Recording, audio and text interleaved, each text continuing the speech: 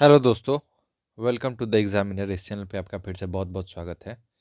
UP police constable exam के लिए जो प्रीवियस ईयर के क्वेश्चंस है वो मैं आपके लिए लेकर के आया हूँ। तो आज हम हिंदी विषय के क्वेश्चंस को देखेंगे जो साल 2018 में पूछे गए थे। और ये दिनांक 25/10/2018 को पूछे गए थे। 25 अक्टूबर 2018 को शिफ्ट 1 में ये क्वेश्चंस पूछे गए थे। तो बढ़ते हैं हम आज के अपने पहले क्वेश्चन की तरफ। हमारा पहला क्वेश्चन क्या है? हमारा पहला क्वेश्चन है, कर्मवाच्य में प्रधान होता है हमारा ऑप्शन 1 कर्ता, ऑप्शन 2 भाव, ऑप्शन 3 विचार, ऑप्शन 4 कर्म। हमारा सही उत्तर होगा जो कि विकल्प 4 होगा, कर्म। कर्मवाच्य में कर्म प्रधान होता है। बढ़ते हैं हमारे अब दूसरे क्वेश्चन की तरफ। हमारा दूसरा क्वेश्चन है, जिन शब्दों में लिंग, वचन, कारक आदि के कारण कोई परिवर्तन नहीं होता है वह क्या कहलाते हैं? हमारे ऑप्शन 1 क्रिया कहलाते हैं, ऑप्शन 2 वचन कहलाते हैं, ऑप्शन 3 अव्यय कहलाते हैं, ऑप्शन 4 वाच्य कहलाते हैं। हमारा सही उत्तर होगा जो कि विकल्प 3 होगा, जो कि अव्यय कहलाते हैं। जिन शब्दों में लिंग, वचन, कारक आदि के कारण कोई परिवर्तन नहीं होता वो अव्यय कहलाते हैं। बढ़ते हैं हमारे तीसरे क्वेश्चन की तरफ। हमारा तीसरा क्वेश्चन है, इस विराम चिन्ह का नाम है? हमारे ऑप्शन 1 पूर्ण विराम, ऑप्शन 2 प्रश्नवाचक, ऑप्शन 3 अल्प विराम, ऑप्शन 4 योजक। हमारा सही उत्तर होगा, क्या होगा हमारा सही उत्तर? ये किस चीज़ का चिन्ह है आपको बताना है। तो ये प्रश्नवाचक चिन्ह है। ठीक है, तो आप अगर वीडियो में बने हैं तो वीडियो के लास्ट में आप ज़रूर बताइएगा कि 37 क्वेश्चंस में से आपके कितने क्वेश्चंस सही हुए हैं। क्वेश्चंस ज़्यादा हार्ड नहीं है, इजी इजी क्वेश्चंस हैं, बस आपको समझना है और उत्तर देना है। ठीक है, बढ़ते हैं हमारे चौथे क्वेश्चन की तरफ। हमारा चौथा क्वेश्चन क्या है? चौथा क्वेश्चन है हमारा कि मुहावरे अपना सामान्य अर्थ न देकर डैश अर्थ प्रकट करते हैं। हमारे ऑप्शन 1 विशेष, ऑप्शन 2 विपरीत, ऑप्शन 3 पर्याय, ऑप्शन 4 असामान्य। हमारा सही उत्तर क्या होगा? सही उत्तर होगा जो कि विकल्प 1 होगा, मुहावरे अपना सामान्य अर्थ न देकर विशेष अर्थ प्रकट करते हैं। बढ़ते हैं अब हमारे पांचवें क्वेश्चन की तरफ। हमारा पांचवा क्वेश्चन क्या बोल रहा है? हमारा पांचवा क्वेश्चन है, एक पंथ दो काज लोकोक्ति का अर्थ है। हमारा ऑप्शन 1 एक काज होना, ऑप्शन 2 लाभ ही लाभ होना, ऑप्शन 3 एक काम से 4 लाभ होना, ऑप्शन 4 एक ही काम से 2 लाभ होना। हमारा सही उत्तर हो जाएगा विकल्प जो कि 4, एक ही काम से 2 लाभ होना। एक पंथ दो काज लोकोक्ति का अर्थ है एक ही काम से 2 लाभ होना। अब बढ़ते हैं हमारे छठे क्वेश्चन की तरफ। हमारा छठा क्वेश्चन है, हास्य रस का स्थायी भाव है। हमारे ऑप्शन 1 हास, ऑप्शन 2 रति, ऑप्शन 3 रौद्र, ऑप्शन 4 विभत्स। हमारा सही उत्तर होगा जो कि विकल्प 1 होगा, हास। हास जो होगा हमारा सही उत्तर होगा, हास रस का स्थायी भाव हास है। ठीक है, अब बढ़ते हैं हमारे अगले क्वेश्चन की तरफ। हमारा अगला क्वेश्चन है सातवां, कुंडलियां छह छंद में कितने चरण होते हैं? हमारे ऑप्शन 1 10, ऑप्शन 2 6, ऑप्शन 3 3, ऑप्शन 4 4। सही उत्तर होगा जो कि विकल्प 2 होगा, 6।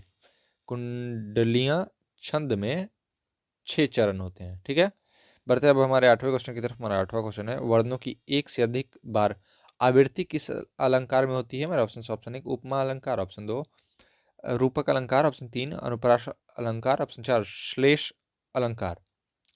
तो हमारा सही उत्तर होगा जो कि विकल्प 3 होगा, अनुप्रास अलंकार। वर्णों की एक से अधिक बार आवृत्ति अनुपास अलंकार में होती है। ठीक है, बढ़ते हैं अब हमारे नौवें क्वेश्चन की तरफ। हमारा नौवां क्वेश्चन है, शब्द की सबसे छोटी इकाई क्या कहलाती है? हमारे ऑप्शन 1 स्वर, ऑप्शन 2 वर्ण, ऑप्शन 3 व्यंजन, ऑप्शन 4 अयोगवाह। हमारा सही उत्तर होगा जो कि विकल्प 2 होगा, वर्ण। ठीक है, शब्द की सबसे छोटी इकाई वर्ण कहलाती है, ध्यान दीजिएगा आपको।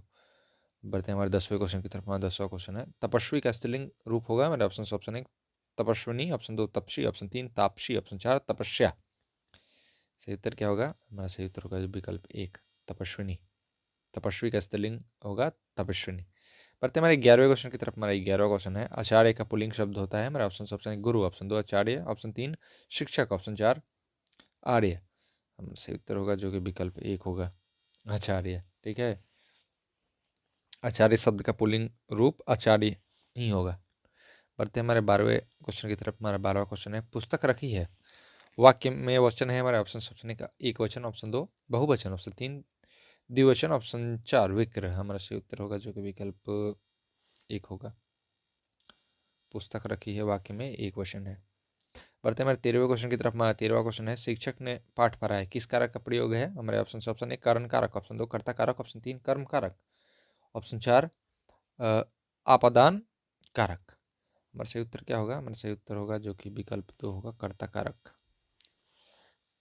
शिक्षक ने पाठ पढ़ाया, कर्ता कारक का इसमें प्रयोग हुआ है। बढ़ते अब हमारे अगले क्वेश्चन की तरफ। हमारा अगला क्वेश्चन है, पुरुषवाचक सर्वनाम के कितने भेद होते हैं? हमारा ऑप्शन 1 3, ऑप्शन 2 2, ऑप्शन 3 4, ऑप्शन 4 7। हमारा सही उत्तर हो जाएगा जो कि विकल्प 1 हो जाएगा 3। पुरुषवाचक सर्वनाम के 3 भेद होते हैं। कौन कौन से? पहला उत्तम पुरुष, दूसरा मध्यम पुरुष और तीसरा अन्य पुरुष। ठीक है। बढ़ते हैं हमारे 15वें क्वेश्चन की तरफ। हमारा 15वां क्वेश्चन है, विशेषण के मुख्यतः कितने भेद होते हैं? हमारे ऑप्शन 1 3, ऑप्शन 2 4, ऑप्शन 3 6, ऑप्शन 4 ये। हमारा सही उत्तर हो जाएगा जो कि विकल्प 3 हो जाएगा 6। ठीक है। बढ़ते हैं हमारे अब अगले क्वेश्चन की तरफ। हाँ, तो विशेषण का मैं बता दूं कि 6 प्रकार कौन कौन से होते हैं। तो पहला प्रकार होता है गुणवाचक, दूसरा संकेतवाचक, तीसरा संख्यावाचक, चौथा होता है परिणामवाचक, पांचवा होता है व्यक्तिवाचक और छठा होता है विभागवाचक। ठीक है। ये 6 प्रकार होते हैं विशेषण के। बढ़ते हैं हमारे 16वें क्वेश्चन की तरफ। हमारा 16वां क्वेश्चन है, निम्नलिखित में से कौन सा विशेषण नहीं है? हमारा ऑप्शन 1 पथरीला, ऑप्शन 2 नमकीन, ऑप्शन 3 बर्फीला, ऑप्शन 4 नमक। हमारा सही उत्तर हो जाएगा जो कि विकल्प 4 हो जाएगा नमक। नमक जो है वो विशेषण नहीं है, नमक संज्ञा है। ठीक है। और बाकी जो तीनों है वो विशेषण है। बढ़ते हैं हमारे अब 17वें क्वेश्चन की तरफ। हमारा 17वां क्वेश्चन है, किसी कार्य के करने या होने का बोध कराने वाले शब्द कहलाते हैं? हमारे ऑप्शन 1 काल, ऑप्शन 2 संज्ञा, ऑप्शन 3 क्रिया, ऑप्शन 4 विशेषण। हमारा सही उत्तर क्या हो जाएगा? हमारा सही उत्तर हो जाएगा जो कि विकल्प 3 हो जाएगा क्रिया। किसी कार्य के करने या होने का बोध कराने वाले शब्द को क्रिया कहते हैं। ठीक है। अब बढ़ते हैं हमारे अगले क्वेश्चन की तरफ। हमारा 18वां क्वेश्चन क्या बोल रहा है? हमारा 18वां क्वेश्चन बोल रहा है कि निम्न में से क्या काल कहलाता है? मेरा ऑप्शन 1 क्रिया के घटित होने का समय, ऑप्शन 2 क्रिया का सामान्य रूप, ऑप्शन 3 क्रिया का मूल रूप, ऑप्शन 4 क्रिया का पूर्ण रूप। हमारा सही उत्तर हो जाएगा जो कि विकल्प 1 हो जाएगा, क्रिया के घटित होने का समय काल कहलाता है। ठीक है। बढ़ते हैं अब हमारे 19वें क्वेश्चन की तरफ। हमारा 19वां क्वेश्चन है, संस्कृत भाषा से हिंदी में बिना परिवर्तन के प्रयुक्त होने वाले शब्द क्या कहलाते हैं? मेरा ऑप्शन 1 तद्भव, ऑप्शन 2 तत्सम, ऑप्शन 3 देशज शब्द, ऑप्शन 4 विदेशी शब्द। हमारा सही उत्तर हो जाएगा जो कि विकल्प 2 हो जाएगा तत्सम शब्द। ठीक है। संस्कृत भाषा से हिंदी में बिना परिवर्तन के प्रयुक्त होने वाले शब्द तत्सम शब्द कहलाते हैं। ठीक है। बढ़ते हैं हमारे 20वें क्वेश्चन की तरफ। हमारा 20वां क्वेश्चन है, निम्नलिखित में से तद्भव शब्द कौन सा है? हमारा ऑप्शन 1 ग्राम, ऑप्शन 2 अनु, ऑप्शन 3 सूर्य, ऑप्शन 4 माथा। हमारा सही उत्तर हो जाएगा जो कि विकल्प 4 हो जाएगा माथा। बढ़ते अब हमारे 21वें क्वेश्चन की तरफ। हमारा 21वां क्वेश्चन है, समान अर्थ बताने वाले शब्द क्या कहलाते हैं? मेरा ऑप्शन 1 विलोम शब्द, ऑप्शन 2 अनेकार्थी शब्द, ऑप्शन 3 पर्यायवाची शब्द, ऑप्शन 4 सामान्य शब्द। तो हमारा सही उत्तर हो जाएगा जो कि विकल्प 3 हो जाएगा पर्यायवाची शब्द। समान अर्थ बताने वाले शब्द पर्यायवाची शब्द कहलाते हैं। बढ़ते हैं हमारे 22वें क्वेश्चन की तरफ। हमारा 22वां क्वेश्चन है, अग्रज का सही विलोम क्या होता है? हमारा ऑप्शन 1 अनुज, ऑप्शन 2 लघु, ऑप्शन 3 छोटा, ऑप्शन 4 सूक्ष्म। और सही उत्तर हो जाएगा जो कि विकल्प 1 हो जाएगा अनुज।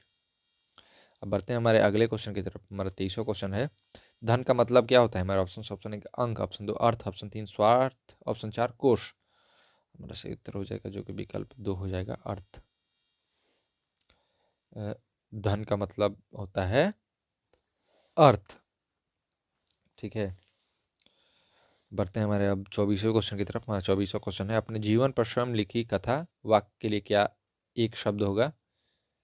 हमारे ऑप्शन 1 रेखाचित्र, ऑप्शन 2 स्मरण, ऑप्शन 3 आत्मगिलानी, ऑप्शन 4 आत्मकथा। सही उत्तर क्या हो जाएगा? आत्मकथा हो जाएगा हमारा विकल्प 4। अपने जीवन पर स्वयं लिखी कथा आत्मकथा कहलाती है। ठीक है। बढ़ते हैं हमारे 25वें क्वेश्चन की तरफ। हमारा 25वां क्वेश्चन है, अन्य शब्द युग्म के सही अर्थ भेद का चयन कीजिए। हमारे ऑप्शन 1 अनाज, दूसरा ऑप्शन 2 अनाज फल, ऑप्शन 3 पेड़ पौधे, ऑप्शन 4 दूसरा पराया। तो हमारा सही उत्तर हो जाएगा जो कि विकल्प 1 हो जाएगा अनाज और दूसरा। ठीक है, बढ़ते हैं हमारे 26वें क्वेश्चन की तरफ। हमारा 26वां क्वेश्चन है निर्गुण शब्द में उपसर्ग है। हमारे ऑप्शन से ऑप्शन 1 नी, ऑप्शन 2 नी, ऑप्शन 3 नीर, ऑप्शन 4 निर्गु। हमारा सही उत्तर हो जाएगा जो कि विकल्प 3 हो जाएगा नीर। बढ़ते हैं हमारे अब 27वें क्वेश्चन की तरफ। हमारा 27वां क्वेश्चन है खिलौना शब्द में मूल शब्द है। हमारे ऑप्शन 1 खिल, ऑप्शन 2 खेल, ऑप्शन 3 औना, ऑप्शन 4 ना। हमारा सही उत्तर हो जाएगा जो कि विकल्प 2 हो जाएगा खेल। बढ़ते हैं हमारे 28वें क्वेश्चन की तरफ। हमारा 28वां क्वेश्चन है स्वर संधि में किसका मेल होता है। हमारा ऑप्शन 1 स्वरों का, ऑप्शन 2 व्यंजनों का, ऑप्शन 3 शब्दों का, ऑप्शन 4 मात्रा का। तो किसका होता है, तो ये स्वरों का होता है। स्वर संधि में स्वरों का मेल होता है। बढ़ते हैं हमारे 29वें क्वेश्चन की तरफ। हमारा 29वां क्वेश्चन है उन्होंने कहाँ जाना है वाक्य में किस प्रकार की अशुद्धि है। हमारे ऑप्शन 1 सर्वनाम संबंधी, ऑप्शन 2 संज्ञा संबंधी, ऑप्शन 3 क्रिया संबंधी, ऑप्शन 4 विशेषण संबंधी। तो हमारा सही उत्तर हो जाएगा जो कि विकल्प 1 हो जाएगा सर्वनाम संबंधी अशुद्धि है। अब बढ़ते हैं हमारे अगले क्वेश्चन की तरफ। हमारा अगला क्वेश्चन क्या है। हमारा अगला क्वेश्चन है 30वां क्वेश्चन सामासिक पद को तोड़ना कहलाता है। मेरे ऑप्शन 1 संधि, ऑप्शन 2 समास, ऑप्शन 3 समास विग्रह, ऑप्शन 4 समास विच्छेद। हमारा सही उत्तर हो जाएगा जो कि विकल्प 3 हो जाएगा समास विग्रह। बढ़ते हैं हमारे अब 31वें क्वेश्चन की तरफ। हमारा 31वां क्वेश्चन है उर्वशी किसकी रचना है। मेरा option 1 Ramvriksh Benipuri, option 2 Ramdhari Singh Dinkar, option 3 Siyaram Sharan, option 4 अज्ञेय। हमारा सही उत्तर हो जाएगा जो कि विकल्प 2 हो जाएगा रामधारी सिंह दिनकर। उर्वशी रामधारी सिंह दिनकर जी की द्वारा रचित एक कृति है। ठीक है, बढ़ते हैं हमारे अब 32वें क्वेश्चन की तरफ। हमारा 32वां क्वेश्चन क्या बोल रहा है दिए गए गद्यांश के आधार पर प्रश्नों का सही उत्तर दीजिए। अब ये एक कहानी है, आपको इसको पढ़ना है और नीचे कुछ प्रश्न है उसके उत्तर देने हैं। तो आप यहाँ पे पॉज करके अच्छे से पढ़ लीजिएगा कहानी को और उसके बाद नीचे के प्रश्नों के सही सही उत्तर दीजिएगा। तो यहाँ मैं रुक रहा हूँ।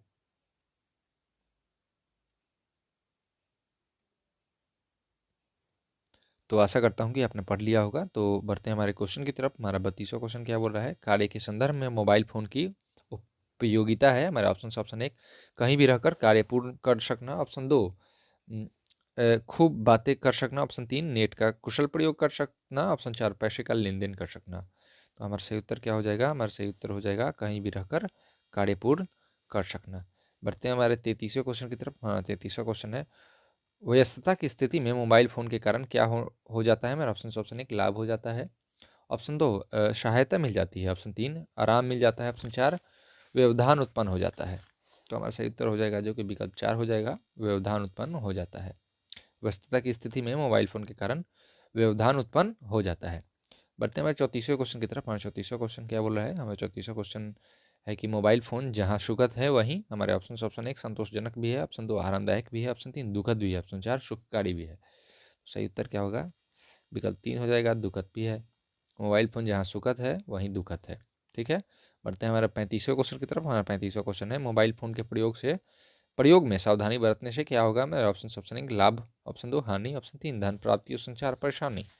तो सही उत्तर क्या हो जाएगा, विकल्प 1 हो जाएगा लाभ। मोबाइल फ़ोन के प्रयोग में सावधानी बरतने से लाभ होगा। बढ़ते हैं हमारे 36वें क्वेश्चन की तरफ। हमारा 36वां क्वेश्चन है गद्यांश का उचित शीर्षक होगा। हमारे ऑप्शन 1 हमारा मोबाइल, ऑप्शन 2 फोन की हानि, ऑप्शन 3 फोन के लाभ, ऑप्शन 4 मोबाइल फ़ोन। तो क्या होगा, ये हो जाएगा आपका विकल्प 4 मोबाइल फ़ोन। गद्यांश का उचित शीर्षक होगा मोबाइल फ़ोन। ठीक है, बढ़ते हैं हमारे 37वें और आज के लास्ट क्वेश्चन की तरफ। हमारा लास्ट क्वेश्चन क्या है, हमारा लास्ट क्वेश्चन है कि कौन सी कृति महादेवी वर्मा की है। हमारे ऑप्शन 1 निहारिका, ऑप्शन 2 संकेत, ऑप्शन 3 कामायनी, ऑप्शन 4 प्रिया प्रवाह। तो हमारा सही उत्तर हो जाएगा जो कि विकल्प 1 हो जाएगा निहारिका जो है वो महादेवी वर्मा की कृति है। तो थैंक यू दोस्तों, इस वीडियो को अंत तक देखने के लिए। और भी प्रीवियस ईयर के क्वेश्चंस की वीडियो मैं आपके लिए लेकर के आ रहा हूँ। तो आप कमेंट करके ज़रूर बता देना कि आपने 37 क्वेश्चंस में से आपने कितने क्वेश्चन सही किए हैं, नीचे कमेंट करके बता देना आप। ठीक है, तो आज के लिए बस इतना ही। ऑल द बेस्ट आपके एग्ज़ाम के लिए। अगर वीडियो अच्छा लगा हो तो लाइक कर देना आप, शेयर कर देना और कमेंट भी कर देना आप। और अगर आप चैनल पर नए हो तो सब्सक्राइब ज़रूर करके जाना। तो मिलते हैं अगले वीडियो में, तब तक के लिए आप देखते रहिए द एग्जामिनर। ठीक है, बहुत बहुत धन्यवाद आपका वीडियो अंत तक देखने के लिए।